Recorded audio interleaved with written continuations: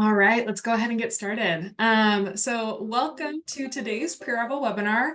We are featuring Getting Set Up in the US, also known as SurfCheck Live. If you're thinking to yourself, what is SurfCheck? Don't worry, we will cover that, but that's a fair question. My name is Grace Fuller. I serve as the Interim Assistant Director of International Experience and Engagement at the International Services and Engagement Office, otherwise known as ISEO. I use she, her pronouns, and I'm joined by some wonderful colleagues today who I'll invite to introduce themselves. So over to you, Sai. Thank you. Hi, I'm Sai. I'm a graduate programs intern here at ISEO. I'm a graduate student. I'm a PhD student in the biological sciences program, and I use he, they pronouns. Over to you, Ishika. Thanks, Sai. So my name is Ishika Dubey. I'm an undergrad programs intern here at ISU as well. I'm a junior studying cognitive linguistics here at UC San Diego, and I guess about to graduate in a year. And I go by she, her, they, them pronouns. I'll hand it over to C. Thanks, Zishka. Hi, everyone. My name's Z. I'm the other undergrad programs intern here at ISCO. I'm also currently a junior. I'm studying business and econ with minors in finance and theater. I use she, her pronouns. And I just have to give a warm thank you to all of our panelists who are joining us. This session actually first came about because there were common questions international students have when first transitioning to life at UC San Diego or life in the US. And we found it was really helpful to have students themselves be able to answer these questions and speak to their experience of, oh, this is how I navigated it. So we're really excited to be able to feature our students here and have them share some of their life experience with you. Okay, a little bit of housekeeping before we begin. So as a reminder, you are in listen-only mode, which means you can hear us, but unfortunately we can't hear you. So the main way we'll interact together today is through that Q&A feature on your Zoom menu bar. If for any reason we don't get to your question today, please know you can always contact us via icontact.ucsd.edu. And finally, we are recording. So you'll be able to view this webinar recording as well as all other webinar recordings at inewstudentwebinars.ucsd.edu and click on the drawer for fall 2025 pre-arrival webinars. Here's just a snapshot of what that Q&A feature will look like if this is your first time using it. We might be answering questions throughout today's session. So if you have a burning question and you're afraid you're going to forget it, go ahead and submit it. But do know that we have a dedicated time at the end for open question and answer. So if we do hold off on answering it, it's likely that we're saving it for that time. Oops. Okay. If this is your first travel webinar that you're joining us for, welcome. Just a little bit about ISEO, or the International Services and Engagement Office. You most likely will first learn of our office by requesting your visa documents, right? So your Form I-20 for your F1 visa or DS 2019 for your J1 visa. So we support students all the way months before they actually arrive, starting in usually February. We host these pre-arrival webinars. We're here throughout your student journey at UC San Diego. And then we actually support our alumni on post-completion work authorization. So OPT, STEM OPT, academic training. So we really see ourselves as here to support you throughout the whole life cycle of your experience at UC San Diego, including before your studies, during your studies, and after your studies. So in addition to all of the good processing and immigration advising that our office offers, we also want to support your holistic student experience. So we also present a lot of workshops like these webinars, programming and events. Actually, our students here on this call today really facilitate many of the events that our office offers in order to create that global community here on campus. And one of my favorite parts is who are our students? So a little snapshot. We have over 8,000 currently enrolled international students. So it's a fairly even breakdown, 4,000 undergrad, 4,000 grad. And we also support over 2,000 students who are working after graduation. So our service population is over 10,000 international students. In addition to that, we also support international faculty, scholars, and families. You can see the top 10 places of origin listed here, as well as common areas of study. But we are so excited to have such a diverse and exciting international student population, and we are just really excited about the fact that you are joining us to make it so. So finally, on behalf of ISEO, before we get into today's content, we just want to extend a really warm welcome to all of our new and incoming students. You make our community better. We are so excited to be able to communicate with you now through these newsletters and Parable webinars, and then hopefully get to meet you in person come fall. And with that, I will hand it over to Sai, I believe, to talk about how to set up a phone account. Thank you, Grace. If you could go to the next slide, please. Great. Let's start with some service providers in the US. There are major providers like AT&T, Verizon, and T-Mobile, and smaller ones like Cricket or Mint Mobile, although Ryan Reynolds might disagree with that categorization. Major carriers usually offer better coverage and speed, but they're often more expensive. Smaller carriers can be more affordable, especially if you don't need unlimited data or nationwide coverage. Next slide, please. So talking about how to set up a US phone account, once you've picked a provider, you'll need to choose between a full phone plan and a prepaid SIM card. A phone plan usually involves a contract and monthly payments. Prepaid SIMs, on the other hand, are flexible and great if you already have an unlocked phone. Some services like Campus SIMs, who you'll hear about soon, even let you get a US number before you arrive to the US. Next slide, please. Identification requirements. So to set up an account, you'll need to show some form of ID, like a passport or a driver's license.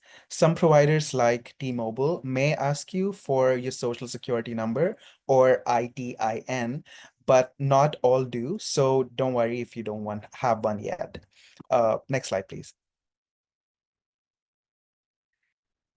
Things to keep in mind. Some extra things, you might need proof of your US address, like a utility bill or your rent agreement. If you are keeping your old number, you'll also need info from your previous provider, and of course, have a payment method ready. Yeah, and that's all I have before we go into Campus Sims.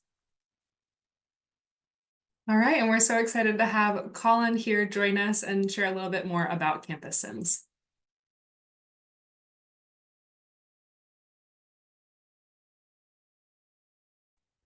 Sorry, I was muted. Campus Sims, we are a mobile phone service specifically for international students. So we are actually part of Mint Mobile. And the beauty of our service is that you don't need a social security number. We accept international credit cards. We just really kind of try to make it easy specifically for international students. So yeah, you can see that our most popular plan is $15 a month. And you can also do eSIM activations before you leave your home country if you have an eSIM compatible phone. So we will be providing a unique landing page for UC San Diego international students. So from that landing page, you'll be able to get all the information.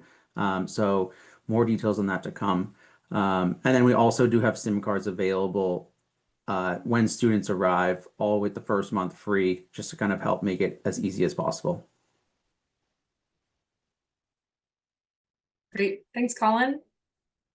And now we'll invite Ishika to talk a little bit more about transportation. Thanks, Grace. Could we go to the next slide, please? So starting off, I think the first kind of transit that you'll ever think about is coming from the airport to UC San Diego. One of the biggest options through which that students come into our campus is through the Los Angeles International Airport or the LAX. So these are some of the services that you could utilize while coming to campus from LA. So you have shuttle services that run directly from one point A to point B between San Diego and LAX. You have buses, the Greyhound buses, the Flix buses, which usually can offer you cheaper prices, but they will take longer transit times to get to UC San Diego. And some might have certain stops at UC San Diego. You can also use the Amtrak that departs from LA Union Station. The schedules are on the Amtrak website.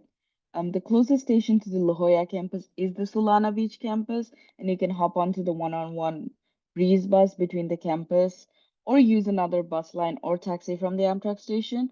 Or I believe if you look it up online. You can also find a way using the Blue Line trolley to get on campus as well. The Amtrak also offers students 15% off with the best available rail fee to travel as well, which is something you should just take advantage of in general. Next slide, please. And from the San Diego International Airport, you have another list of options as well. You have the free shuttle that runs from the San Diego Airport to the Old Town Transit Center, and from there on, you can take the Blue Line to go back to campus. There is a specific trolley stop on campus that's by the Pepper Canyon Apartments, or you can use the Route 992 that stops at the airport and you will need a transfer. You can look up the bus schedule online to make sure that your travel is easy and comfortable. You can take advantage of our campus partnership with Lyft, or use a taxi or hire a private shuttle service that will be about $20 each way between the airport and the campus. Next slide, please. So this is the relevant page where you can find resources with regards to traveling on and off campus within SurfCheck. Next slide. So scooters are going to be the most widely available source of transit that you'll see on campus when you come on. The main type of scooters that are used on campus are the spin scooters, which are orange in color, very vibrant, and very easy to spot. The spin offers discounted unlock pass for chargers, which eliminates an unlock fee for each ride, and lower income students can ride for a lower cost as well, but you will need a driver's license. You can find out more about them in the link provided. Next slide, please. Some of the other options of traveling within campus is biking around campus. So we do have a bike and skate shop where you can repair your gear as well as buy some new gear, which this store is located around the old student center close to Muir College, and they do offer cheaper prices for repairs as well. We also have our own form of shuttle services, which I'll talk about just in a second, but these are essentially ways or buses that are meant for only UCSD students to get in and around campus area. Next slide, please. So these are some of the large scale transit that you might use in your time here at UCS San Diego. At glance, these are the major options. I'll go into them just in a second. Next slide, please. So starting off, shuttles are free for UC San Diego students. Usually they are used to navigate within UCSD. You have the inside loop and the outside loop, which go in opposite directions to navigate just within campus. You can also use them to go off campus as well. You can use the grocery shuttles to go buy groceries. The SIO shuttle can be used to go near the beach area, and the region shuttle is used to go around the region's area. You also have the citywide bus system, which is the MTS buses, which have a larger number of stops than the UC San Diego shuttles. Some of the most popular ones that you might use in your time here is the 30, which goes to the beach or the La Jolla Shores, the 201, that goes to our closest mall, which is the UTC, or 202, which is used from coming back from UTC. You can use the Translock app to find these routes and use the Pronto app to pay for these rides, which is what UPass is essentially. Um, you also have the MTS trolley, which we, as I mentioned, have a stop on campus by the Pepper Canyon Apartments. That's almost at the end of campus. So you have two directions that the trolley goes to. On the blue line, one is towards San Isidro, which would hit some major touristic spots like Old Town, 12th and Imperial, the Lily, or the ones towards UTC, which is our mall. Next slide, please. Perfect. And then these are more of the options for even more wide scale transit options than the one offered before. So you have Uber or Lyft rides, which is just point A to point B, straight travel and offers low transit times, but they might be more expensive. Associated Students, which is our student government, sometimes offers discount codes for Lyft and Uber in certain circumstances, so make sure to take advantage of that whenever you can. We also have the coaster system that goes from North County, which is way up to Solana Beach and such, to San Diego. Um, and it offers a beautiful scenic journey throughout that whole area. You can also use the Flixbus, Amtrak, and Greyhound, as I mentioned previously, to go to LA or beyond, and it's a great way to travel all over the US and see more of it while you're here. Next slide, please. These are some maps that you might find useful while navigating your way through campus. We do have a large campus, so it might take you some time to find some essential items like dining options or campus services. So make sure to utilize those maps to find your way around campus. Also, we also have safety escort program where if you find yourself after dark at the trolley station and you don't feel comfortable walking alone, you should absolutely make use of that service and make sure you get home safe. Next slide. So these are some of the relevant sections with regards to the information I just talked about within SurfCheck, and you should definitely check them out for more information. Thank you. Yes, Now thank you, Z. Ishika. Thank you. Yes, so where to buy groceries? Next slide, please. So yeah, there are like a universe of grocery stores here in the United States. A lot of them sells like pretty similar things, but also differ in between themselves. So for the stores that mainly sell groceries, we have Vons, Rouse, Trader Joe's, Whole Foods, Aldi, Sprouts, Food for Less, Pavilion, Amazon Fresh, etc. I personally go to Ralph's and Trader Joe's a lot, just because it's very accessible because there's one Ralph's and another Trader Joe right at La Jolla Village Square, next to our campus, which is also accessible through bus. So I believe, yeah, a lot of USS students, including myself, go there a lot. They can cover 90% of my daily needs. And then for like Whole Foods, which also there's one at La Jolla Village Square, um, sometimes they can be like a little bit expensive, but it is a good place to look for like high-end brand, or if you want to like customize the way that like how you want your produce or like proteins at their stations. Next slide, please. Yeah, and then for stores that have a groceries and also home essentials, um, Target, Walmart, Costco, and Sam's Club, they tend to be a little bit like groceries and also like wholesale. So if you have a long shopping list or you have like a ton of home supplies to fill, those are the good place to go. Specifically for Costco and Sam's Club, they have membership card. So I think it would be the most cost efficient if you have like a bunch of friends who have the same need for those kind of stores, and then you can just buy one card and then you go off on the same one. Yeah, next slide, please. Thank you. So for pharmacies, we have CVS, Rite Aid, Walgreens. Um, yeah, they can cover like most of the like daily use medicine and home supplies as well. But if and also they have I think CVS also has vaccine services. They can schedule a vaccine if you want to get one. Um, but if it's like an emergency medical issues, make sure to call 911 or go to like hospitals when needed. Next slide, please. Thank you. And the furnitures and home essentials, we have World Market, Home Goods, Marshalls, TJ Maxx, Ross, Burlington, IKEA, Macy's, and JC Penney. So for World Market, there's also one World Market at La Jolla Village Square, very accessible. So those are the places where there are like many like niche designs with affordable prices and also some handmade stuff from individual vendors like locals. So I personally go there a lot as well. I can spend like a lot of time just like hanging around there and picking up like this like little stuff. They also have I think like accessories and everything. So yeah, a very nice little place. So I bet a lot of you know IKEA. There's also one in San Diego here. Um, I also go there a lot, especially after you like move off campus. You have to buy your own furnitures. So they also have delivery service that after you pick your own furnitures and then you go to delivery like their delivery sections, and they have the delivery service that can either go at your doorstep or they can like go into the door for you. And I believe they also have the service that can like build the furnitures for you in case you don't know like how to navigate through the instructions. So also very convenient.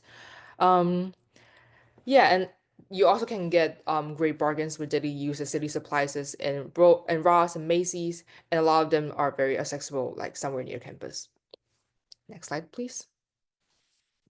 Okay, for international grocery stores, we have 99 Ranch that mainly sells Chinese food and groceries, H Mart that mainly sells Korean, Zai Market, Marukan Market that mainly sells Japanese products, and then Mitsuwa, Cash and Carry, etc. And a lot of them, such as 99 Ranch and H Mart, are in Convoy, which is also like a very good food place that we'll go into later. But yeah, I personally go to 99 Ranch a lot, just to get some like Chinese food and for my personal cooking like needs, and then also like Mitsuwa Marketplace for like very Asian snacks as well. Next slide, please. Yeah. And then for shopping groceries online, we have Instacart, Amazon Fresh, Yummy Buy, like delivery apps, which you can also order food takeout, food deliveries there, and also groceries as well. We have Uber Eats, DoorDash, Grubhub, Postmates. I personally use Uber Eats, DoorDash, and sometimes Grubhub a lot. Um, yeah, and they're all pretty like accessible and convenient platforms. Yeah, next slide, please. So for stores on campus, we have a Target that is located on level 2 of Price Center West. The campus store is unique and also provides like it's like very targeted towards like student needs. It tends to be a little bit smaller, but I think if you're living on campus, they can also cover like a large proportion of your daily needs. And also there's a CVS pharmacy in there. And for General Store Co-op, this is like a student-run cooperative committed to offering like campus community, with a sort of like with like a variety of school supplies. And I think they also sell like very some cool like gadgets and stuff. So it's definitely a cool place to check out. And it's located in the O Student Center next to Blue Pepper. Next slide, please. Yes, and other stores on campus include our different college markets. So for now, we have John's Market, Pepper Canyon Market at Warren, Seventh Market at Seven, and Rogers Market at Reval, Sixth Market at Six College.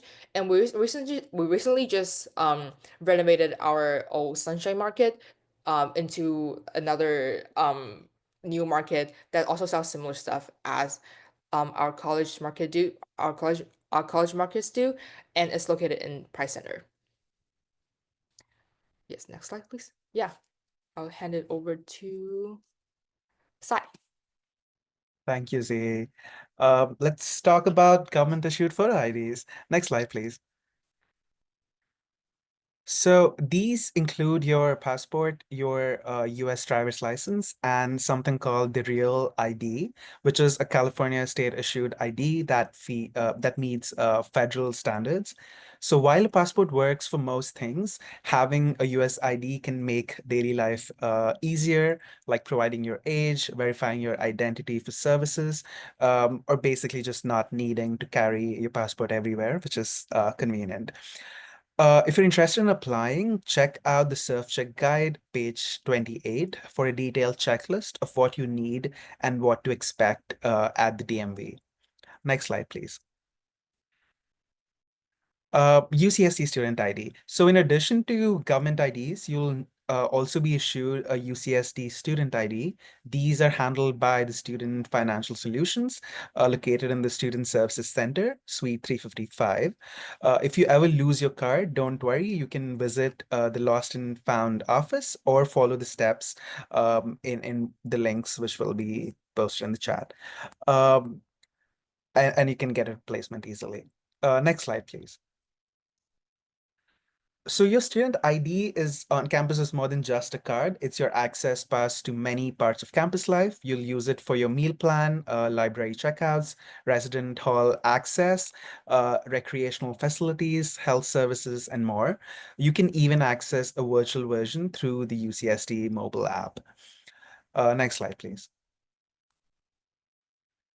The UCSD Student ID also helps you participate in campus events like voting in student elections, getting discounts to shows or museums, and even riding on UCSD shuttles. Basically, your student ID is your campus identity, so just remember to keep it handy. Next slide, please. With that, I'll hand it off to Ishika. Thanks, Sai. So we'll talk a little bit more about common social media in the US. Next slide, please. So some of the best way of staying in touch with people right after meeting them is having an Instagram.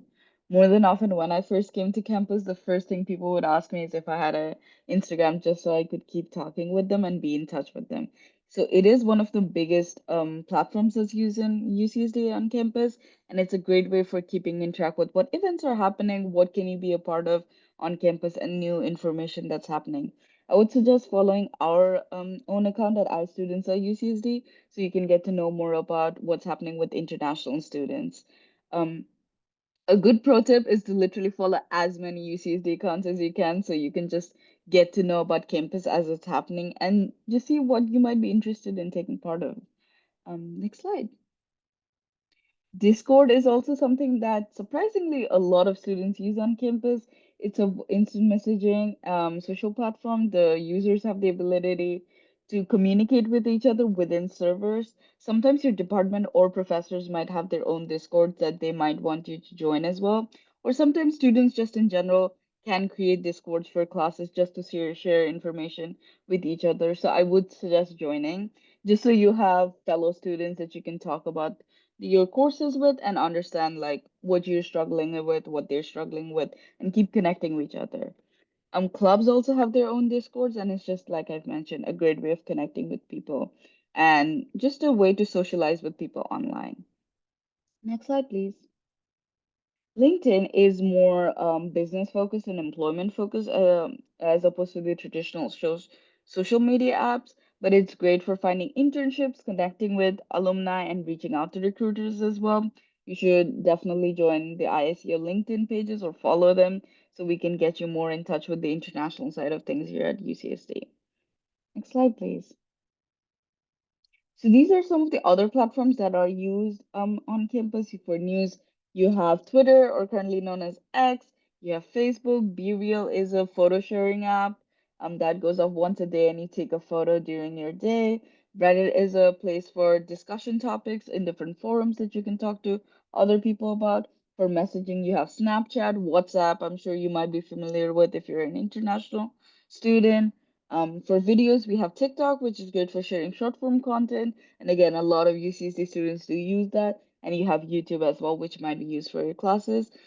For news, the Associated Students also offers free New York Times subscriptions for undergraduate students. So make sure to take advantage of that whenever you can.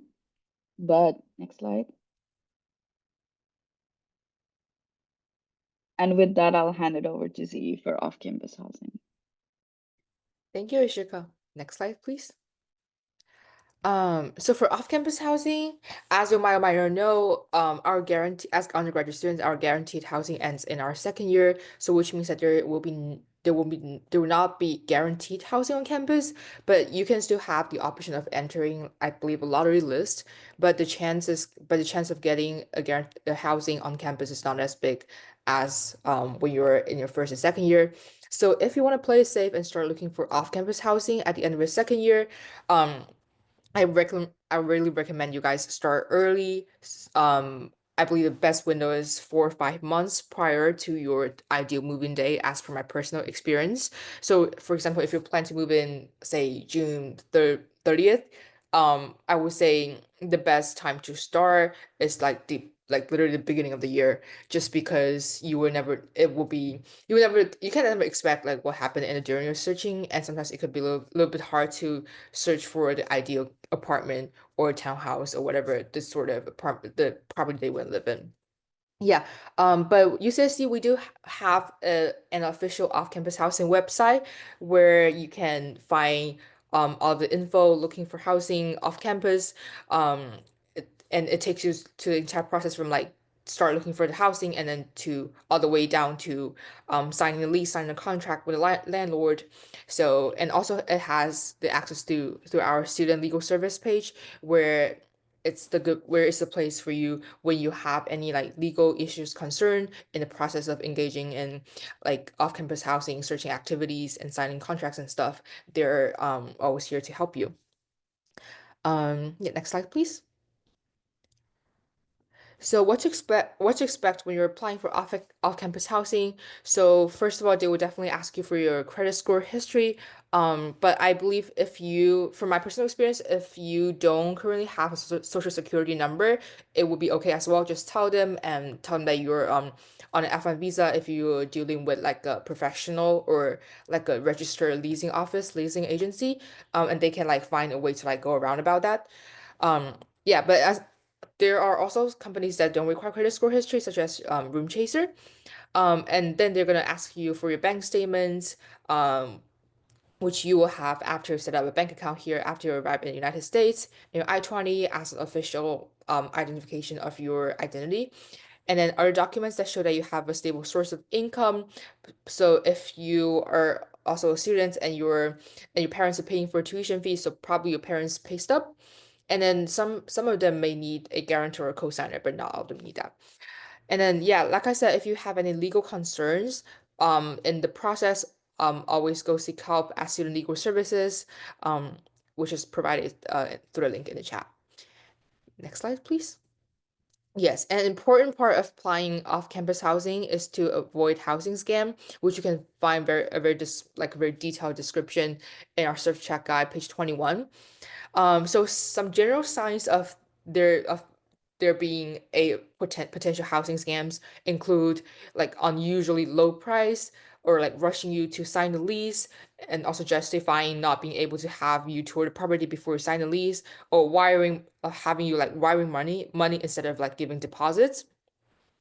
Um, and then so those are all the signs to look out to when you are talking to the landlord or when you're visiting the property, which is a important point to like make sure that you look at the property before you sign a lease to make sure that there's no potential like safety hazards and stuff like that. Um, and in most case scenarios, I believe it's the safest to work with registered leasing company or like an agency, which is the case for most apartment rentals here at La Jolla or at the areas near USSD. Um, and I would say that to and also it's like less safe to work with individual landlord or even going into a sublease situation, which means that you're like signing a contract from a person that rent the apartment or rent the place from the official company. I really don't recommend going to situations like that, not just because I don't think it's legitimate, and also it could be a little bit tricky to tackle if anything goes wrong with the company, your rights may be damaged in that case, just because you're getting the apartment from like an individual person instead of like the official agency. So yeah, in summary, as one more thing, sorry. So anything that's like the opposite of the common sense in this process is suspicious. Always to like play it safe than sorry. Next slide, please. Yeah, and then we also have a off-campus resource um that is called Solana Beach Host Family Program, which is a program for us to connect international students with a local family or host. And then so it can offer like a immersive experience of staying in a American housing for international students for you to like have a smoother transition into the local life. So you can definitely learn more about this resource and link in the chat. Next slide, please. Yes, and then for more detailed off-campus housing resources, webinars, we have already upload our graduate student housing and also undergrad student housing webinars in YouTube. So definitely go check it out and the link put in the chat. Next slide, please. Yeah, and then I'll hand it over to Ishika. Thanks, Z. So things to do. So in your time here at UC San Diego, you will have the opportunity to engage in things outside of academics here in the US. So these are some ways to find out that you can do on campus. Next slide, please.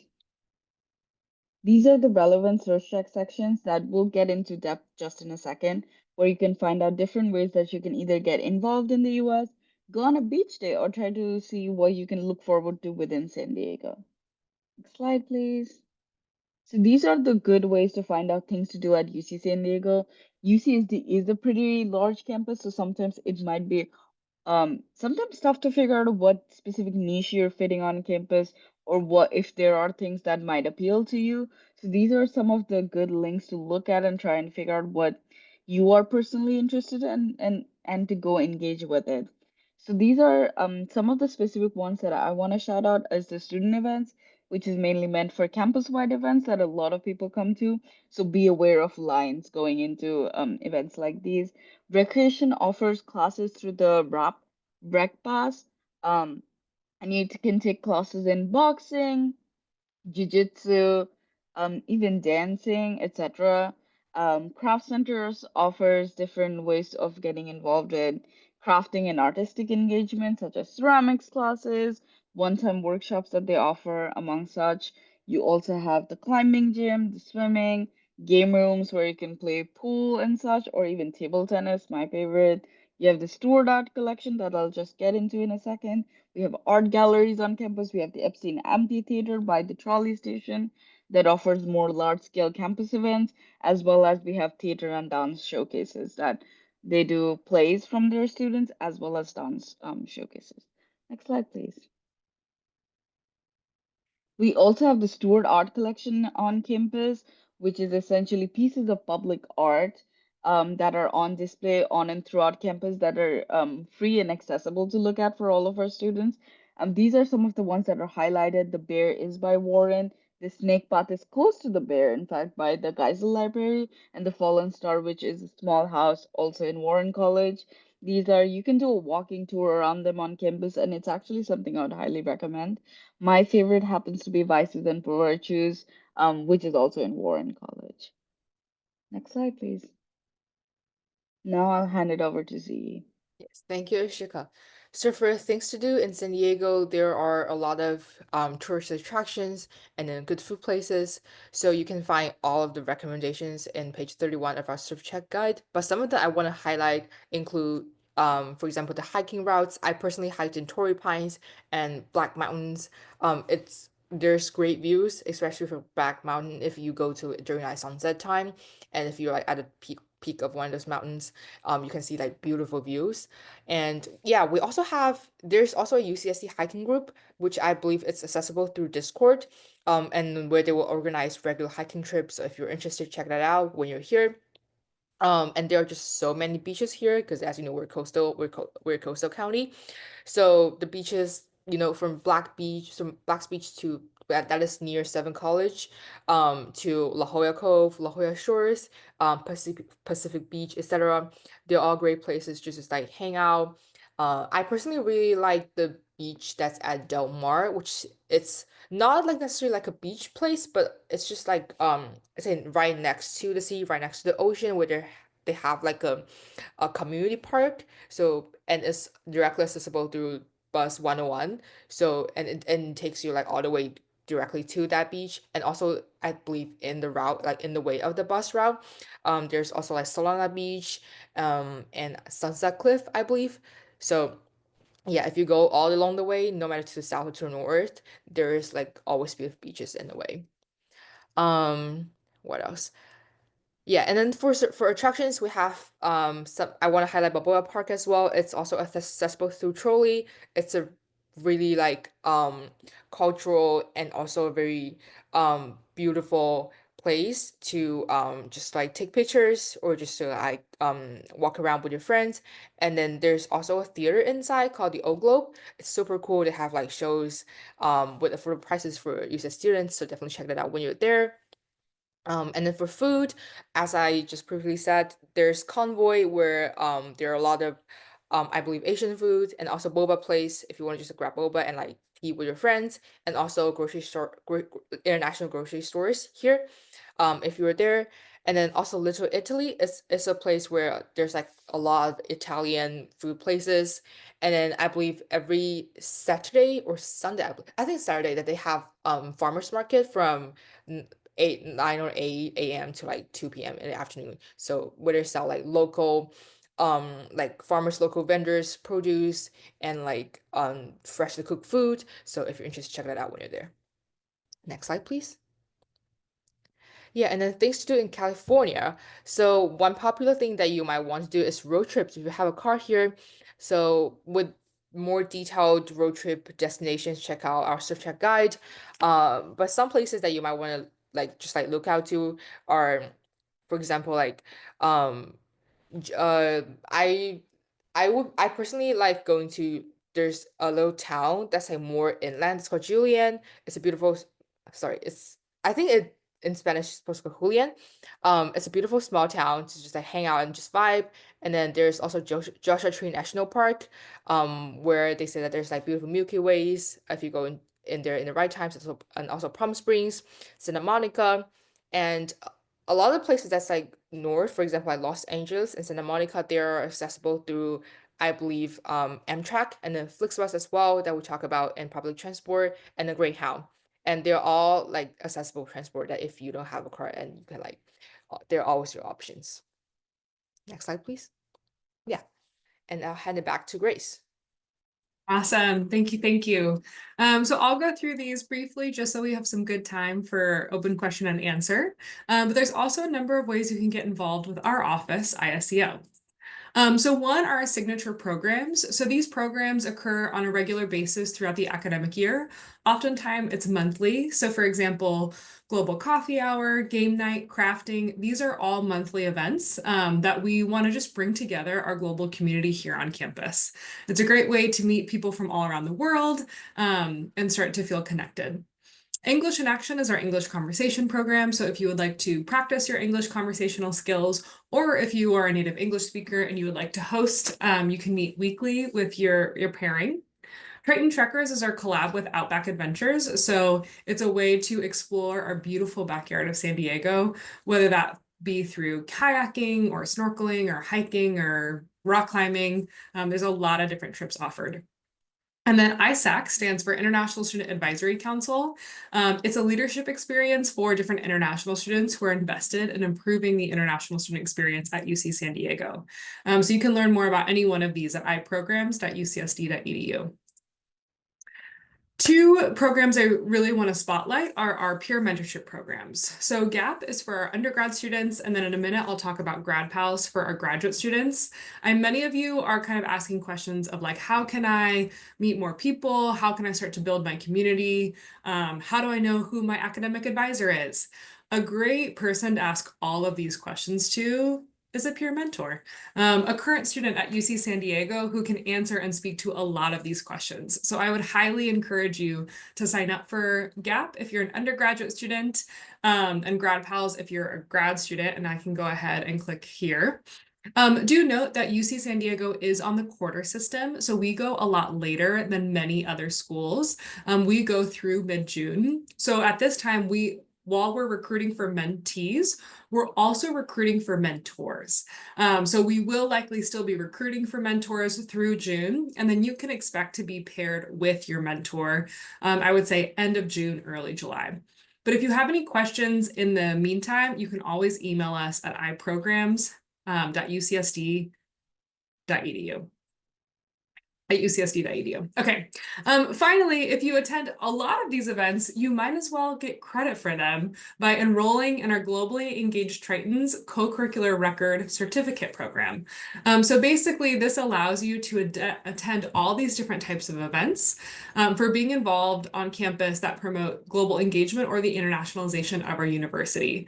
So many times students are already attending these events, and the Get CCR program just allows them to get credit, have it listed officially on their co-curricular record when they graduate. And it's a great way to be a part of the broader community here. And then finally, our iEvents calendar. So this is a live calendar that's hosted by our office, but oftentimes we have campus partners who post their events on here. Sometimes student organizations do as well. So I know some students who have just bookmarked this page, and whenever they're wondering like, what's happening this weekend, what's happening this week, they'll go to iEvents to kind of see what they might want to go to. And then finally, we do have a survey. So we are really curious to know how these webinars have been for you, what questions have been answered, and what questions you still have. We review all of these surveys and the survey feedback in preparation for the orientation we'll offer in the fall. And so please go ahead and fill out that survey. I think there might also be a survey gift card giveaway if you complete it, but your feedback is really valuable and important to us. Okay, so a few important deadlines and reminders.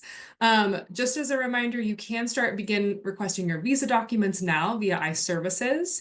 You can also apply for on-campus housing. So most, if not all, first-year students are given on-campus housing, definitely for undergrads, sometimes a little bit different for grads, but you can start applying for that now.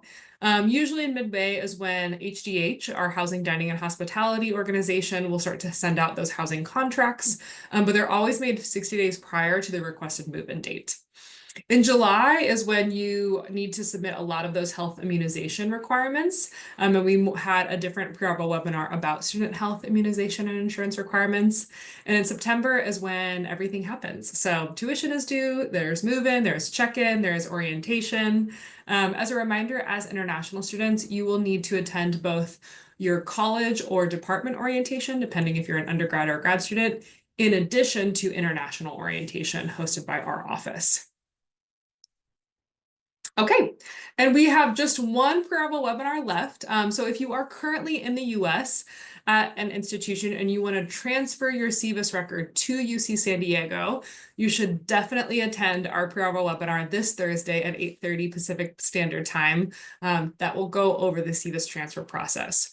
But as a friendly reminder, all webinars are recorded and posted at inewstudentwebinars.ucsd.edu. All right, so we will dedicate the rest of our time together for some open question and answer. I know that Sai, Ishika, and Z have already been busy answering a lot of these questions. And I'll go ahead and answer some of the questions I see here. So we have one student who applied for their I-20 on April 17th, and they're still waiting for an update. Any idea about how long it will take? So first off, thank you so much for your patience. So this is when we receive like the highest influx of these I-20 requests. So typically from the time of a correct and accurate application, it takes our office 15 business days. It might take closer to 20 business days at this time because we are receiving hundreds and hundreds of I-20 requests. So it does take our advisors some time to get through and process those I-20s, but do know we understand how critical this document is, how much you need it, and so we are working hard to make sure that you can get it. Okay, let's see. Who can I reach out to if I need help with a WES course evaluation requirement? What I might recommend, I believe that this is referring to a graduate student course, or actually Ishika Z side, do you all know what the WES course evaluation requirement is? I personally haven't heard of it, but if you can just type the full name of the West course in, Mhm. I think that would be very helpful. Yeah, if I'm not mistaken, Yes. one of those Oh, go things ahead, where sorry. you have to, oh, sorry to cut you off. I think it's one of those things which gets your uh, academic transcript, kind of, it's like a validation thing, like a standard validation thing Mm. to translate your GPAs from a non 4.0 scale to 4.0 scale and such, I think. Yeah. So I don't remember doing that for UCSD, but I don't know if requirements have changed. Awesome. Thank you, Sai. That's so helpful. Yes, so I would recommend contacting the admissions office. They're going to be the best folks on campus to be able to speak to those requirements and what's needed there.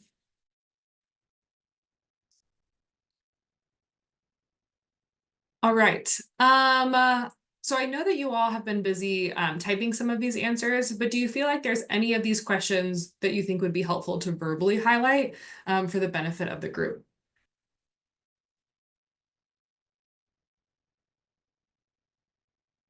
Yeah, go ahead, Ishka.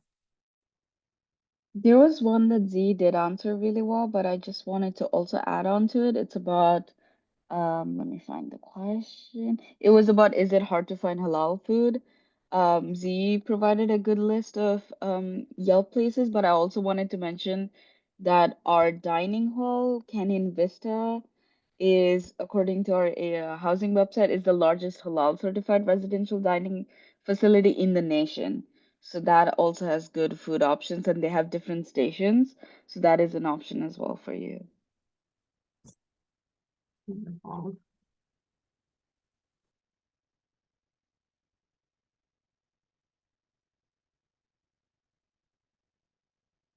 Any other questions that would be you all want to highlight?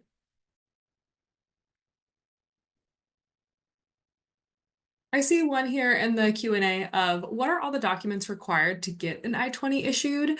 I have been in the US with an active CVIS record. Do I still need to submit financial documents as I don't need to apply for a new visa? So in general, inewdegreestudent.ucsd.edu does have a full checklist of all the documents you need in order to get an I-20 issued. But in your case, if you do have an active CVIS record, please join us on Thursday because we're going to go into a lot more detail about transferring your CVIS record and the documents needed for that process.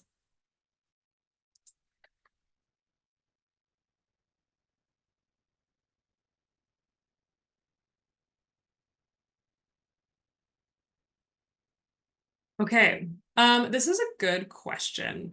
Who can I know who's my coordinator? I'm a first-year undergraduate student majoring in neurobiology.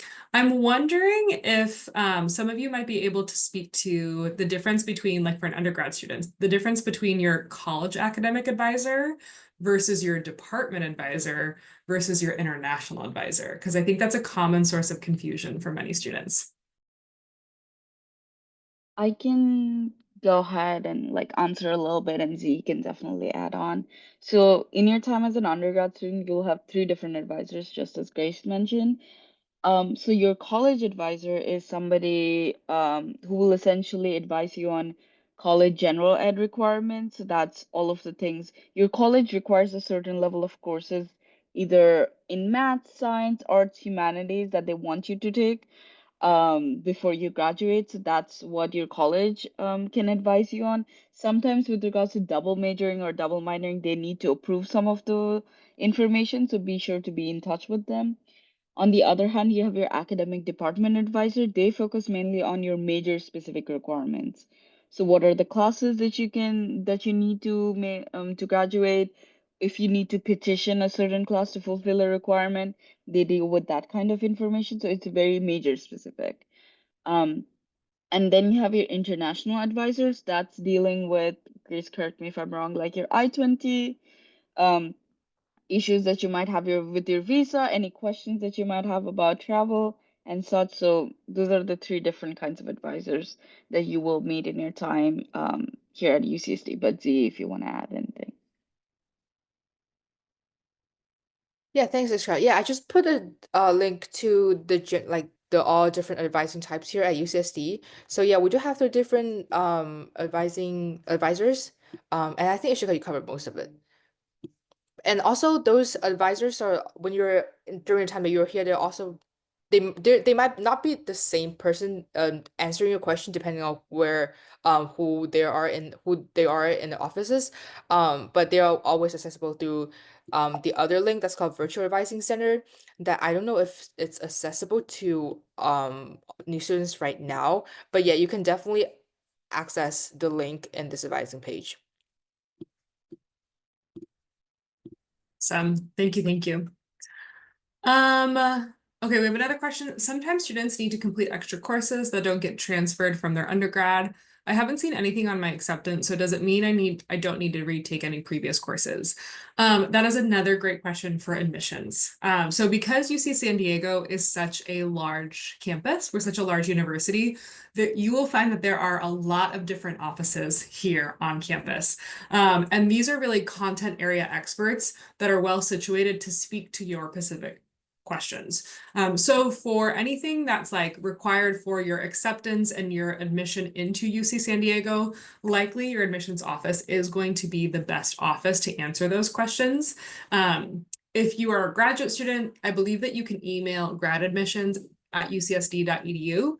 And then if you're an undergrad student, make sure that you are reaching out to the undergrad admission folks.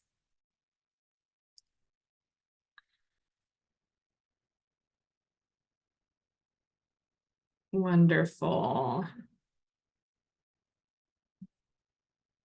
Okay, we'll allow a few more minutes for questions to be submitted. I do just want to kind of highlight again for questions about housing or maybe health insurance, or really we've covered so many topics as a part of our pre-arrival webinars, and I highly encourage you to we're trying to be in the practice of posting the recording as well as the presentation slides to our website. And this is really helpful because oftentimes they will list their contact information as a part of the slides as well.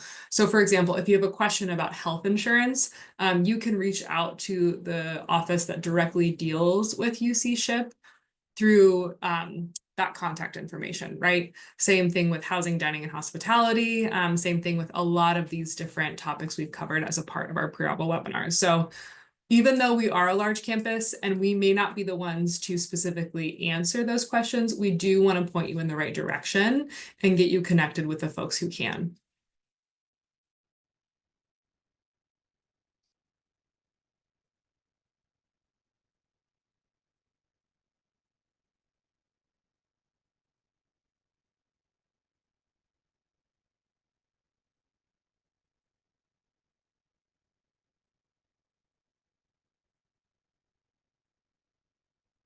All right, we'll just allow one more minute or so for folks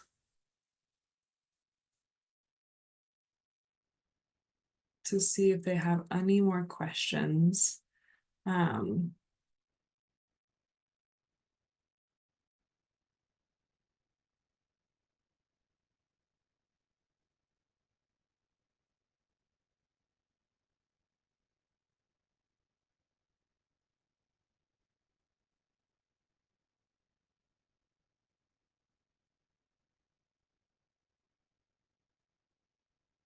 Okay. It looks like these are all of our questions. Oh, we have one more just in the nick of time. So our question reads, if a PhD student has already lived in the school graduate dormitory for 2 years and is now living off campus, can he still share the dormitory with a new master's degree student? Sai, do you know more about this? If not, we can point them to grad and family housing. Right. The way I'm interpreting this is if the student has already been in grad housing for 2 years, can they still share? So depends. So grad housing offers are typically made for 2 years. So I would check with, I mean, I know someone was asking this question about when you would hear from housing. If you haven't heard already, it's a little too early, so don't worry. You'll hear soon. Typically, most students do get grad housing. This is for grad students. You do get assigned grad housing if you wish to live in grad housing. And then those appointments are usually 2 years. And then that should give you enough time to kind of get settled here and then find off campus for after 2 years.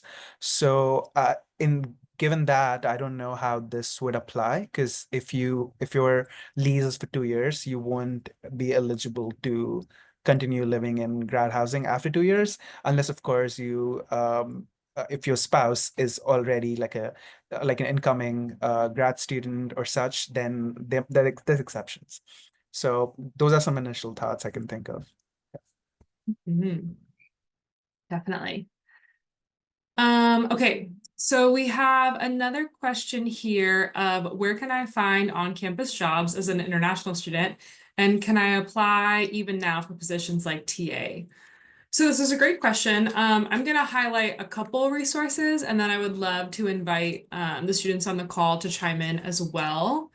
I'm going to bring in a website size. Ishika, can you all see the new screen that I just put in? Okay, wonderful. Okay, so I am at iwork.ucsd.edu. So this is the section of our website dedicated to working in the US. There is a button here that's called How to Find Internationally Friendly Employers. This covers a lot of really helpful resources. So the first one I'm going to go to is actually UC San Diego Handshake, because a lot of on-campus jobs are posted on Handshake. So you can browse Handshake for different jobs and internships. In addition to that, you can also watch actually a video tutorial where you can filter for opportunities of particular relevance to international students. Usually this is a little bit more relevant later in your program when you're applying for OPT or things like that. We also have a career center at UC San Diego where you can meet with career advisors who often work with international students.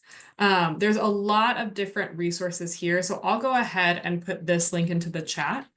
To speak to the second part of question of can I apply from now for positions like TA-ships, I would strongly encourage you to check out our pre-arrival webinar that focuses on English teaching requirements for instructional assistants.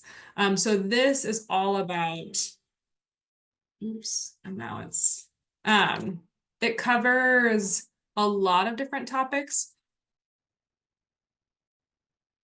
including how to apply for TA-ships and kind of when to apply for TA-ships, as well as other types of instructional assistance. So maybe that's GSR, maybe that's different opportunities. I will say a lot of the times folks hire for the next academic year now. And depending on what type of experience they're looking for, they might be looking for a student already with experience. But if you have that particular, oh, thank you, Sai. At UCSD, we use a lot of acronyms. So please always ask if you don't know what an acronym, but GSR stands for Graduate Student Researcher. Yes, I appreciate that. So I would highly recommend you checking out some of those resources as you look for different on-campus jobs. But I'd love to hear from any of our students on the call, advice you might give for someone looking for on-campus jobs.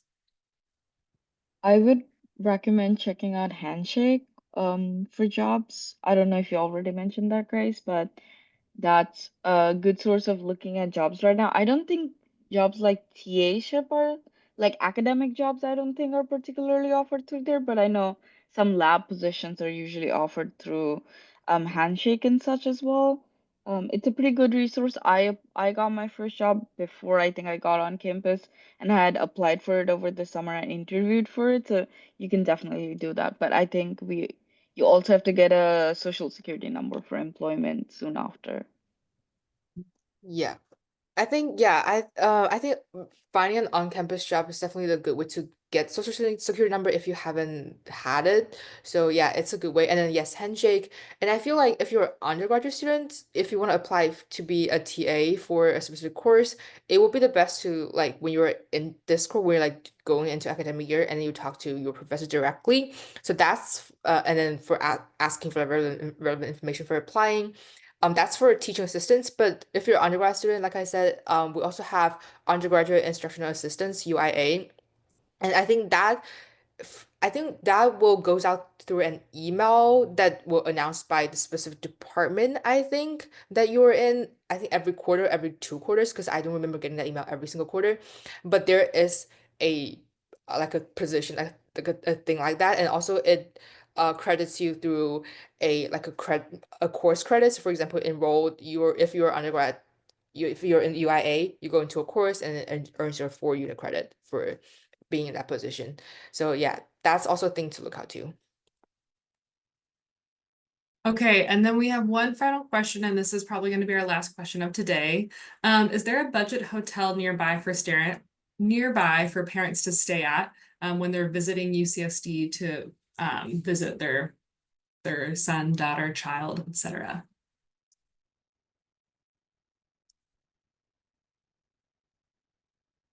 I can quickly chime in to answer the question.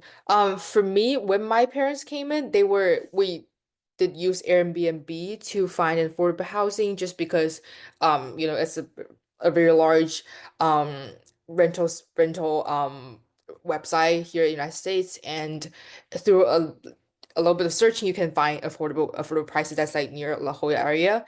Yeah, I think and they had a pretty stay they had a pretty good stay during the time that they're in the Airbnb. So I would recommend checking that out.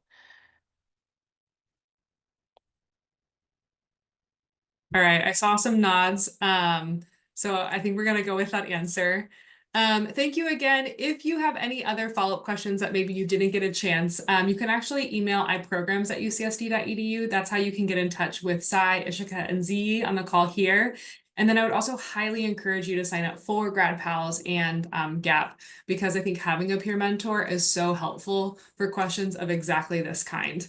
Your peer mentor is a current student at UC San Diego who has navigated a lot of these processes and is well positioned to speak to these questions.